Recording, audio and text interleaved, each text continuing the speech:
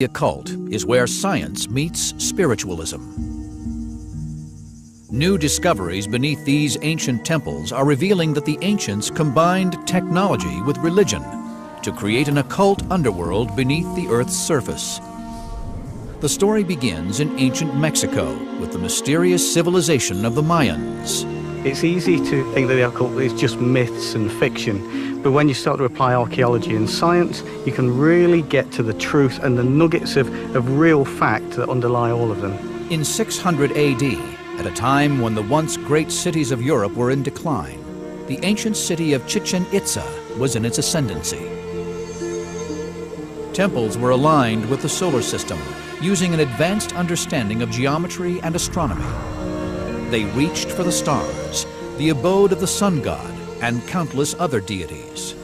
But other gods lived in the darkness underground, the gods of death. We're very fortunate in that the Mayans decorated all of their temples with glyphs and inscriptions and carvings, which has given us an incredible insight into their life and culture.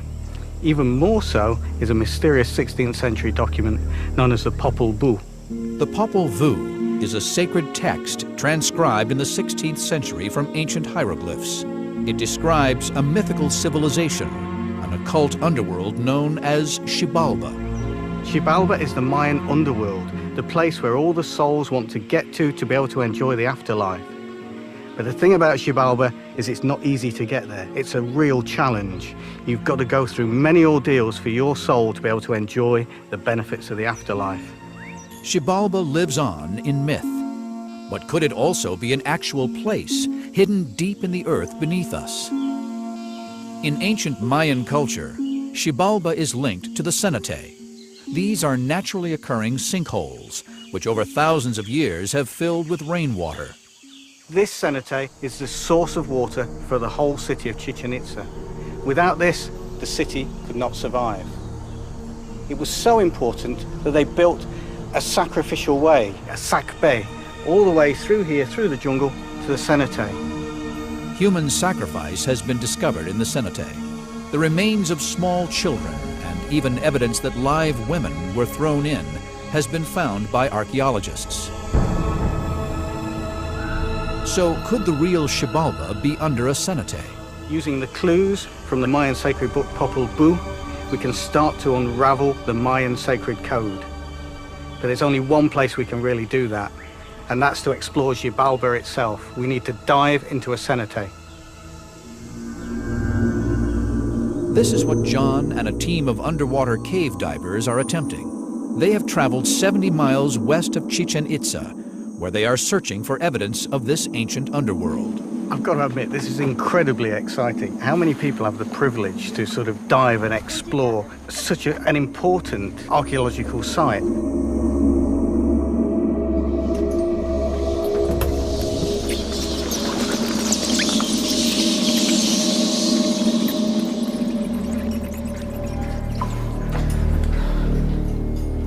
As they probe into the darkness, the team is shocked to find a level of architectural detail almost never seen before beneath the ground.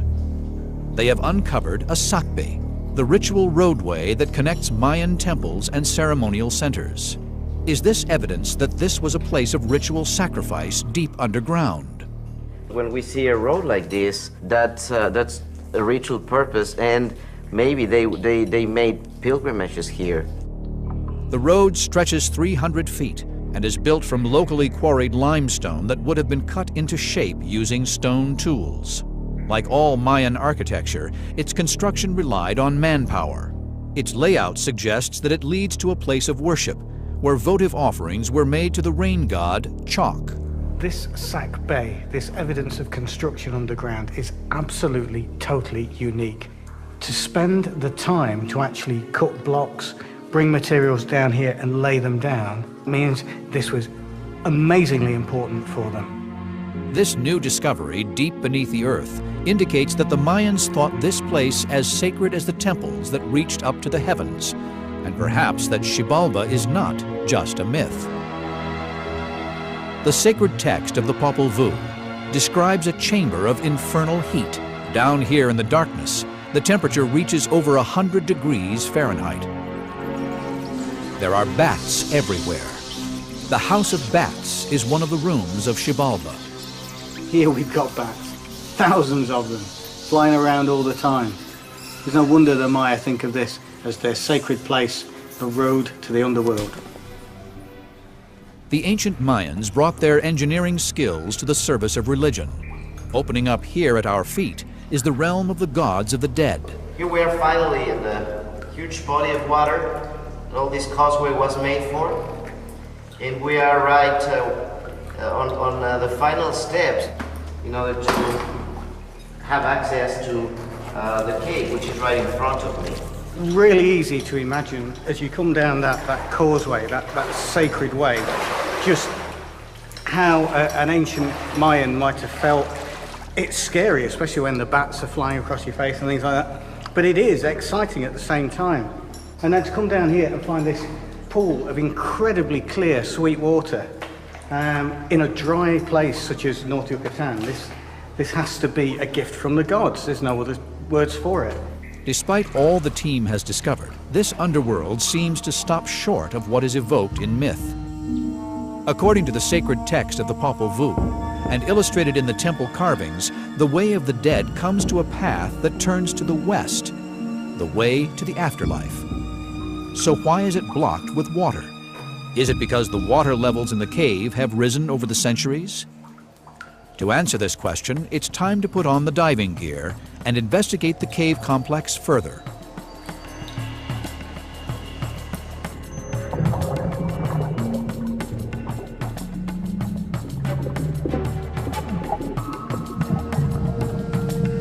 The divers discover that this is not the end of the cave system. In fact, it stretches further and further into the darkness.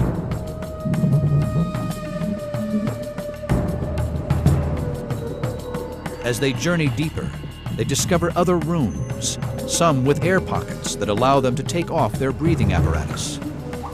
Could these be the houses of demons described in the Popol Vuh? We enter the first room, and it's truly beautiful. It's wonderfully decorated with stalactites and stalagmites. Stalactites and stalagmites can only form in air. This is proof that these caves were once dry and that the water table has risen. The Popol Vuh talks about the House of Knives, a room filled with blades and razors that the souls of the dead must overcome on their journey to Xibalba. Did it look like this? Then we enter another room that has a large pocket of air, so you can walk through this part to get to a further room. You go back underwater, and as you come up again, you enter a further room. It's truly exciting. You can feel a certain energy that comes from the respect and care they showed for this place. And entering it is like being in another dimension. These new discoveries bear an uncanny resemblance to the Xibalba described in the Popol Vuh. It's fantastic. It's just fantastic because you get here, you just get to the end of the road to Xibalba, and right in front of it, you find a cave that goes exactly towards the west. And I'm excited about the west because this was the road to Xibalba. The Mayans had a vision of the underworld that corresponded with a real place underground. They peopled it with gods and the souls of the dead. Our discoveries beneath the earth are further evidence of the convergence of the real and the occult in Mayan religion. Our next discovery involves the use of technology in the churches of the Middle Ages. Ancient discoveries will reveal how a life-size statue of Jesus came to life to inspire awe and veneration in worshippers of the 16th century.